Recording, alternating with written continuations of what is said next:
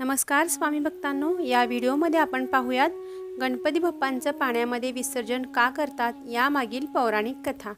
श्री गणेशाची नियमित पूजा केल्याने भक्तांच्या आयुष्यातली सर्व दुःख आणि संकटे दूर होत असतात असं म्हटलं जातं। श्री गणेशाला बुद्धीचा दाता म्हणूनही ओळखलं जातं। अशा या विघ्नहर्त्याला प्रसन्न करण्यासाठी त्याची गणेशोत्सवात आराधना केली जाते। भारतासह जगभरातले गणेश भक्त हा सण मोठ्या थाटामाटात आणि उत्साहात साजरा करतात।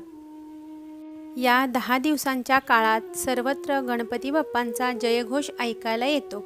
मुंबई आणि पुणे शहरामध्ये तर या उत्सवाचं विलक्षण रूप पाहायला मिळतं। अनंत चतुर्दशीच्या दिवशी गणपती बाप्पा मोरयाच्या गजरात या मूर्तींचं विसर्जन केले जातं। काही जण 1.5 दिवस, 5 दिवस किंवा 7 दिवसानंतर देखील गणेश विसर्जन करत असतात। सध्या महाराष्ट्रासह देशभरात मोठ्या दणक्यात गणेशोत्सव साजरा होत आहे। भाद्रपद शुक्ल चतुर्थीच्या दिवशी गणेशोत्सवाची सुरुवात होते। या दिवशी घरात किंवा सार्वजनिक ठिकाणी उभारलेल्या मंडपात गणपतीच्या मूर्तीची प्रतिष्ठापना केली जाते। यावर्षी 7 सप्टेंबरपासून गणेशोत्सवाची सुरुवात झाली आहे। गणेश चतुर्थीनंतर बहुतांश ठिकाणी 10 दिवसांनी या मूर्तींचं विसर्जन केलं जातं। त्या दिवशी अनंत चतुर्दशी असते। गणपतीच्या मूर्तीचं पाण्यात विसर्जन का केलं जातं यामागे एक पौराणिक गोष्ट आहे, ती आता आपण पाहणार आहोत। हिंदू धर्मात गणपतीला आद्य देवता मानलं जातं।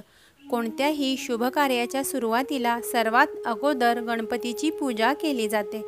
श्री गणेशाची नियमित पूजा केल्याने भक्तांच्या आयुष्यातली सर्व दुःख आणि संकटे दूर होतात असे म्हटले जाते।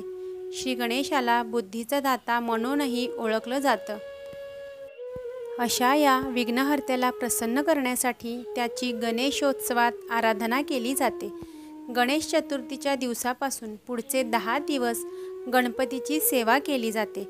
गणपतीला आवडणारे पदार्थ अर्पण केले जातात।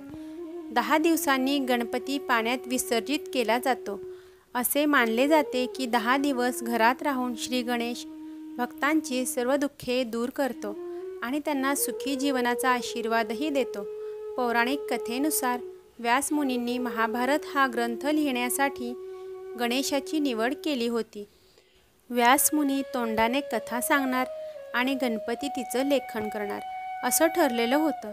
कथा सांगताना व्यास मुनींनी डोळे बंद केले होते, त्यामुळे त्यांना दिवस रात्रीची काहीही कल्पना आली नाही।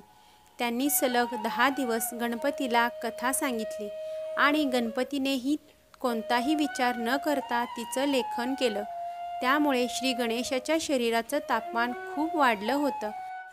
याची कल्पना आल्यानंतर व्यास मुनींनी गणपतीला तलावात आंघोळ घातली होती। तेव्हापासून गणेश विसर्जन पाण्यात करण्याची प्रथा सुरू झाली होती। धन्यवाद।